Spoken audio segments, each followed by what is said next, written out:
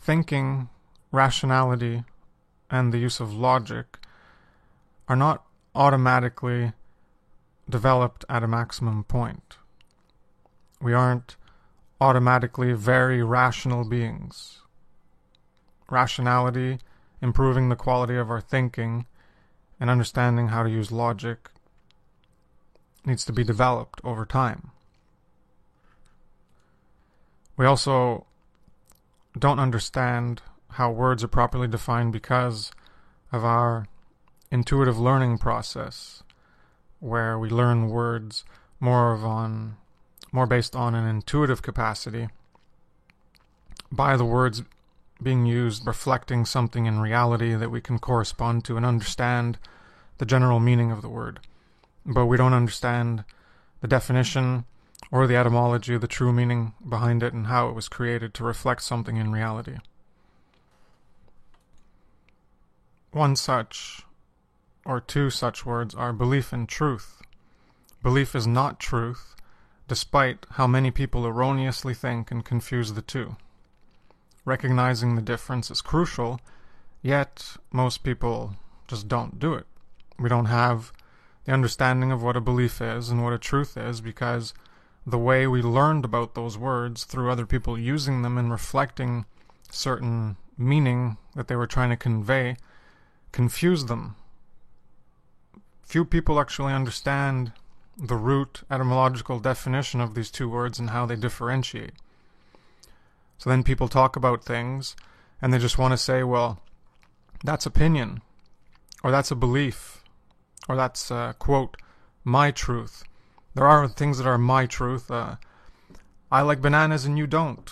That's an individual truth. But the fact that there are bananas is a truth that if you want to deny, well, you're just a fool. You could call it anything else you want.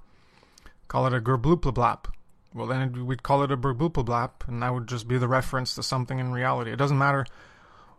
The original arbitrary symbol that's created to reference something in reality doesn't matter, but once you imbue a meaning into the symbol, a word symbol, verbal symbol, then that meaning is established, and that's where etymology comes in, because that's the original true meaning of the word as it was designed to reference reality. And then this can change over time through convention. If you're interested in learning more about symbolism, there's a 10-part series. I could do more. It's called The Power of Consciousness, and it deals with word magic and symbolism and language and the impact it has on influencing and manipulating people. But I digress.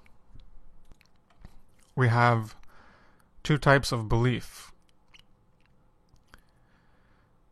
We have speculative belief, which is a valid form of belief. That's what it originally means. Speculative belief is belief as what is not currently known to be true or false in reality. It's possible or probable, or it can be simply pure imagination.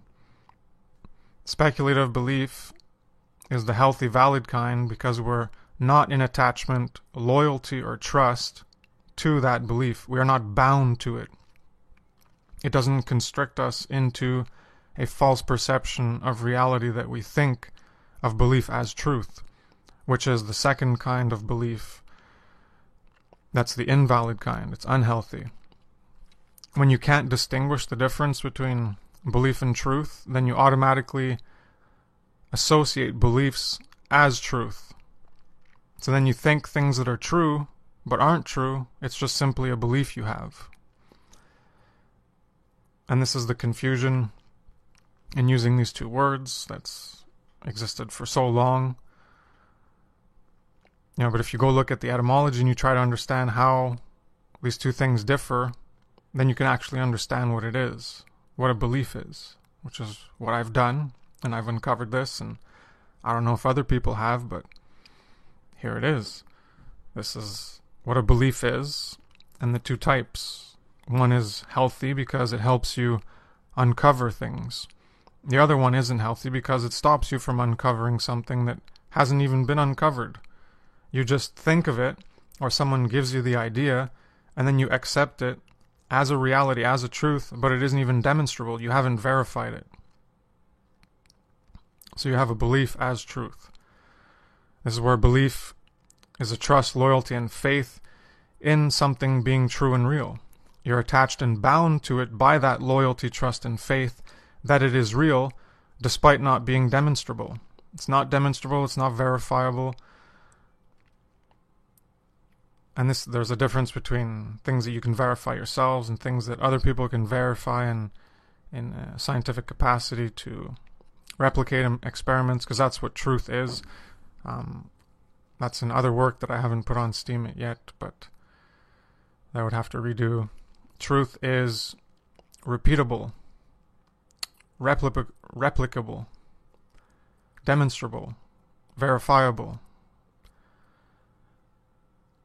Anyway, that's all I'll say about that. Just semantic specificity on demonstrability. There's things that we can demonstrate in our own first-hand experience, and there's things that are third-hand by other people who have the specific capacities, qualifications, and technology in order to revalidate something as part of what's in reality.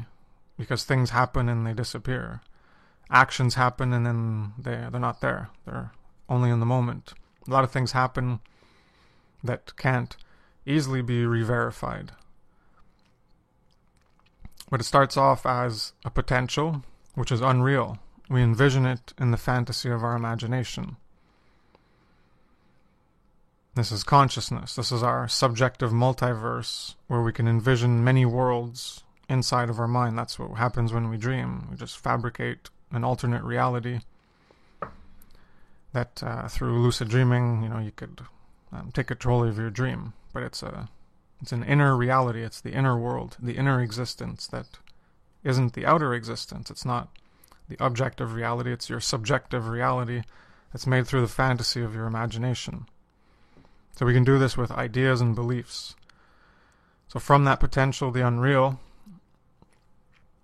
we can gather evidence, more information in reality, and it becomes more possible. And then it can become even more probable than simply possible or a potential. So beliefs are the unknown. This is the discovery and invention domain of the fantasy and imagination. We can imagine and fantasize about anything, but this is, even in reality, when we're trying to discover principles or laws or how something works, or invent something new, well, this is where it happens in the subjective multiverse of our consciousness, this imagination factory powered by the engine of consciousness, where we can discover and invent things that can potentially be reflected in reality. But it's not that they automatically are. You see, belief is not a de facto synonym or representation of what's in reality. Having a belief is just having a belief. But if you have knowledge and it's demonstrable, you have truth, it's not simply a belief, it's not simply someone's opinion. This is what the subjectivist postmodern world we live in, where people are so flippant and easily dismissing things as everyone has an equal valid viewpoint. Anything someone says is just as valid as what someone else says. Because everything's just an opinion. Everything's just a belief. So you can't say anything's true. You gotta say, oh, well, I believe this and this is my opinion. Well, don't you know anything? Can't you demonstrate anything? There is an actual objective reality, which is another problem with the subjectivity and postmodernism, and leads to solipsism and nihilism and moral relativism. Not an accurate moral relativism where things are relative on a degree, as I've done work on and presented. Talk about moral relativism where there is no morality. It's all whatever we make up subjectively. Anyways, this is a whole problem in people's ability to think, which is what I started this with, is that a lot of people don't know how to think. They don't learn about logic and improving their reasoning and rational skills. So in the belief, the unknown, from the potential and possible to the probable, eventually we can actually reach what's actual and real, true and existing. What's in existence, which is the objective universe, not simply our subjective multiverse and our consciousness and the fantasy imagination of what's unreal and potential. So there's a process of discovery and invention, and eventually we can verify if something is possible and probable and then actually created into existence, or verify if something already exists. Imagination is an automatic position. It's unreal by default. We envision an image from imagination constructed into a belief as speculation of it being possible or probable.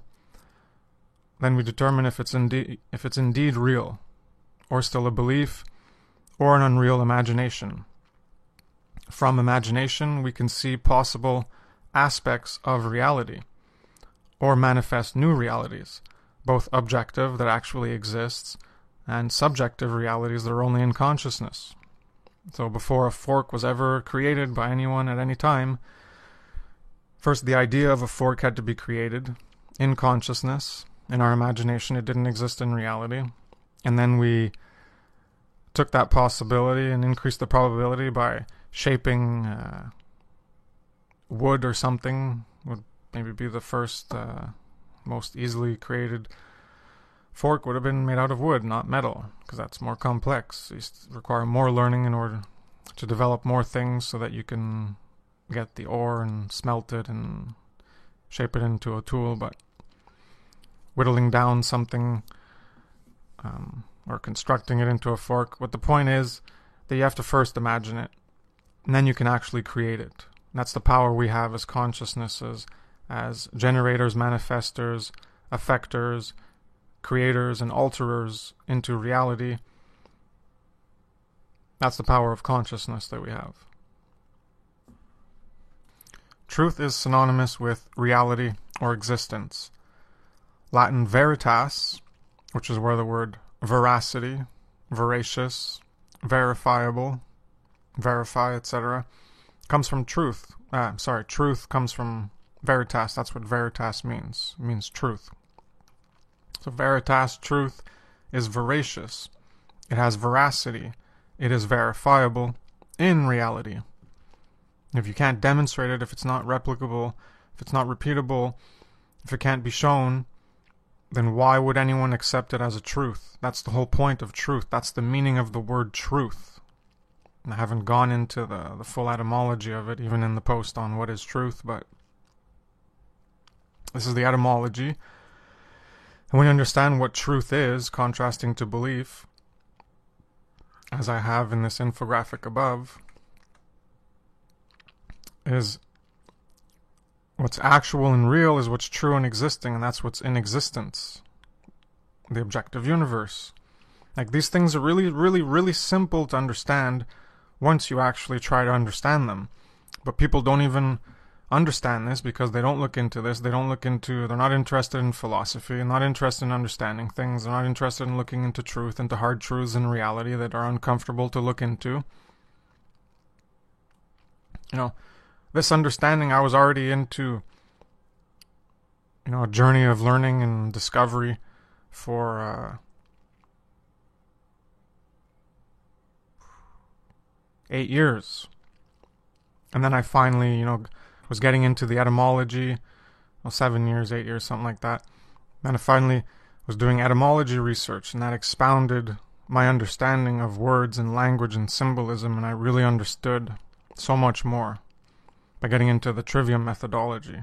That's the grammar part. I had already developed logic quite well, and I will always continue throughout my life to develop logic more. And I've been working on rhetoric and output, but the input, the grammar of understanding, even the words that we use, it's so crucial to understand this. So this is just one demonstration of the words belief and the words truth, and how important they are in understanding things. Beliefs are generated from the phantasmal imaginal realm in consciousness. Beliefs can be true, but they need to be proven true to be true.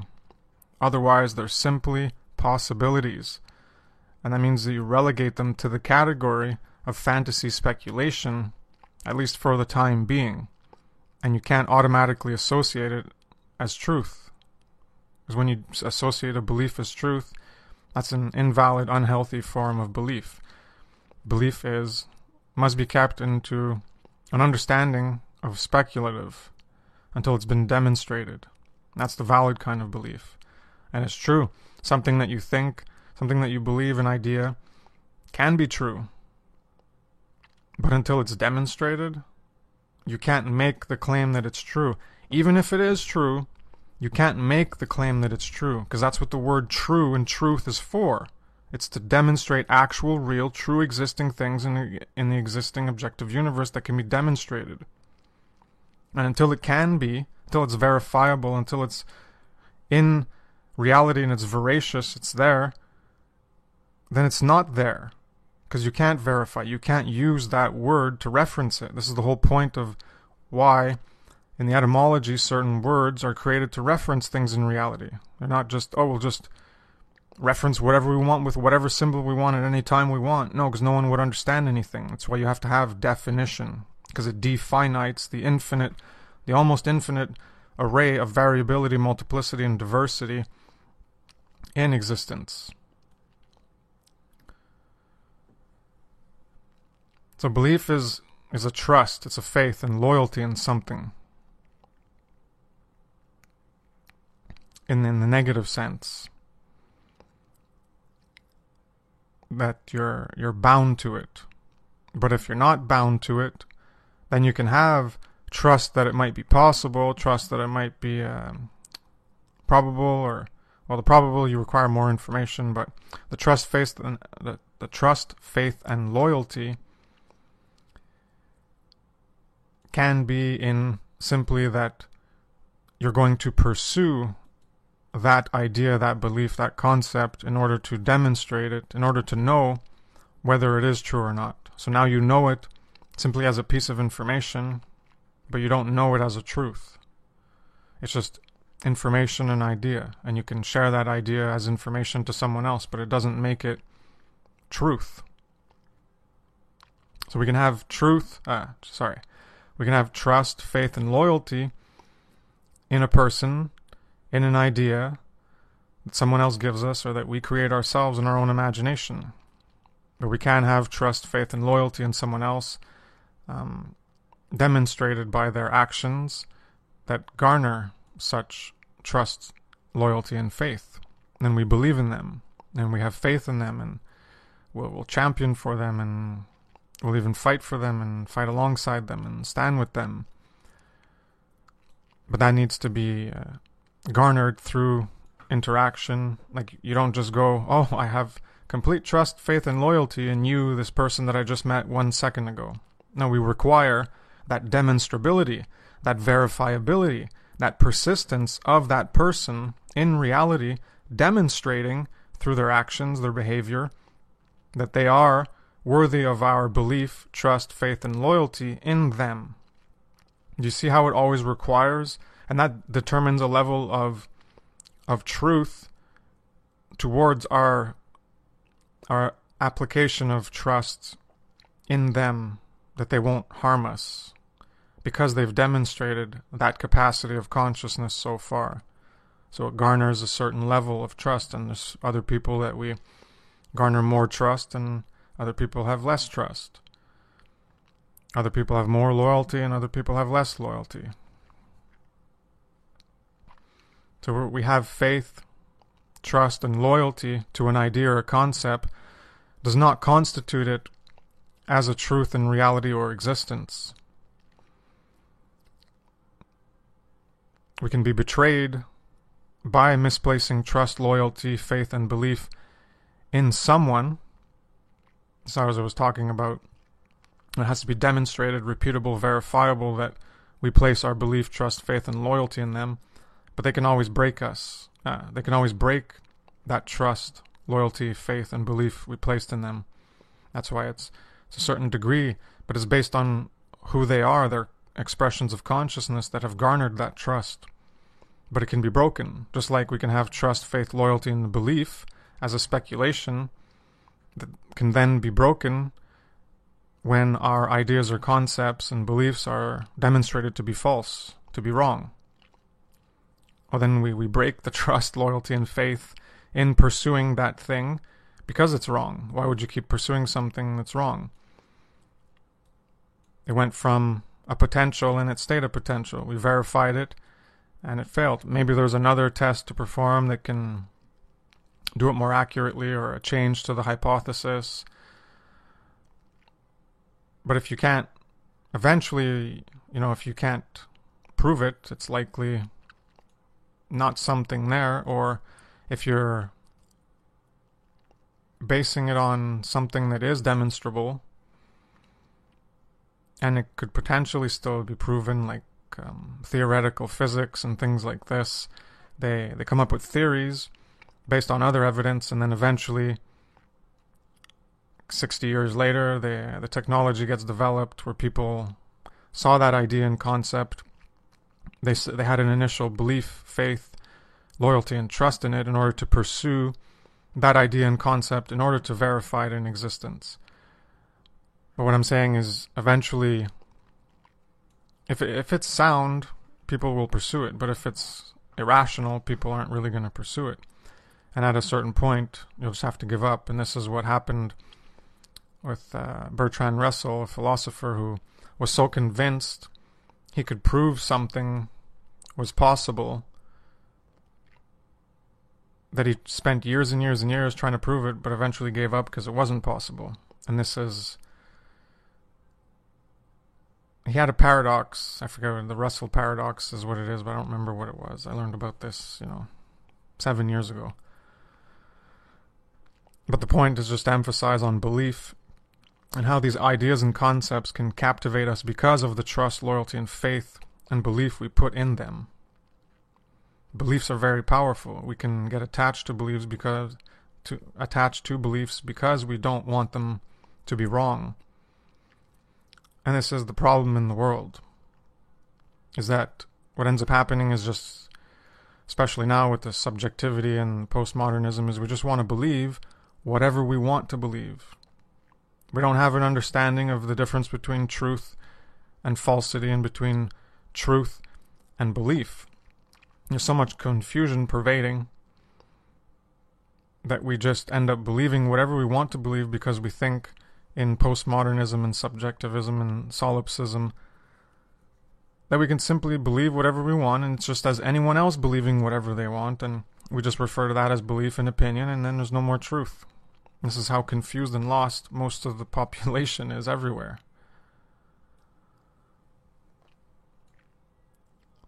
And belief is that, what I refer to I have a trinity of problems.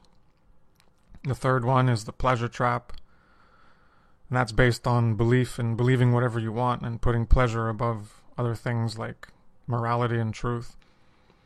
And belief is the level 2 problem based on the level 1 problem, which is consciousness. So if you have a lack of ability of thinking, consciousness is, I'll just mention this, consciousness is, I refer to it as a double-edged sword with the capacity to create great evil or great good. That's the power of consciousness we have to create into reality. You can just look at human history to see the good and the evil that we've created. It comes from us. We create it. So that's why consciousness is the level 1 problem. That's why a lot of my work is on self-knowledge, so that we can understand how we function as in the psychological dimension as well as the biological dimension and aspects of the brain, and how thoughts and emotions process in order to affect us, and the biology of how things function that can validate some of the reasons and why things happen. Well, it's a correlation, not necessarily a causation, because there's a lot of things that we can. It's a feedback between the bio and the psychological, the bio and the psycho, biological and psychological. Things can happen in the environment that then stimulate our senses, which affects biologically. And then that goes into the psychological domain, which affects us psychologically, but also, as demonstrated in the placebo effect, in anything, you can believe something and it affects you physiologically and biologically. It can change you. So that's the double way of how things affect. in terms of psychological and biological feedback. So our ability to think, learning how to learn and learning how to think, that's what the trivium methodology, which I haven't gotten explicitly into that in the work on Steemit. Eventually it'll come, but I'm still trying to deal with some more core things and get that more developed and ingrained in people, but I don't know. So the level one problem of consciousness is a consciousness that doesn't think correctly or know how to think correctly, which is why learning, caring for truth in order to understand the responsibility to learn and improve our understanding of ourselves, self-knowledge, and the world.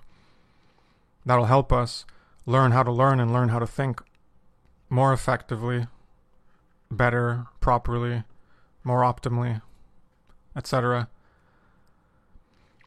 Because we're creating imaginary beliefs to try to explain things in reality, and we're inventing an answer to a question. We have a question, and that creates a gap in our comprehension, in our worldview, that affects our self-view. That makes us uncomfortable and insecure and anxiety. And that darkness, that void, that abyss, that hole in our comprehension, we want to plug it up, we want to fill it, so we invent answers much of the time. And this is where beliefs come in. We invent beliefs, and then we plug them into our worldview. And because our worldview is reality, truth, well, we mistakenly plug in beliefs to fill our understanding of the world, and we automatically associate what we invent in our minds as truth, as reality, when it isn't the case. It's not a belief, an idea is not a de facto truth, as I said earlier. So it's not only ourselves that can invent and accept our own beliefs, but we can propagate them to others, and other people can get infected with mind viruses of beliefs that they also begin to believe in. So a big problem is people want to believe things, and then they choose to believe it as, quote, truth, when it's not truth. And that's one of the big reasons why we're so confused in the world, and people keep projecting their beliefs as truths, especially in religions, and people don't have an accurate understanding of the difference between the two in order to categorize the information they receive, in order to express it to them, in order to filter it and understand it and ingrain it more into themselves in that distinction between truth and belief, and then propagate things accurately in their expression as, well, this is a truth because here's the demonstration, and here's a belief, and this is some of the information I have so far, but I can't verify it beyond certain, facts or certain things pieced together. You're trying to create a pattern and understanding and building upon certain other information in order to abstract more abstract information, concepts and ideas, And that's where the beliefs come in. Like I say, their beliefs can be healthy, but they can also be unhealthy when we falsely associate a belief with a truth.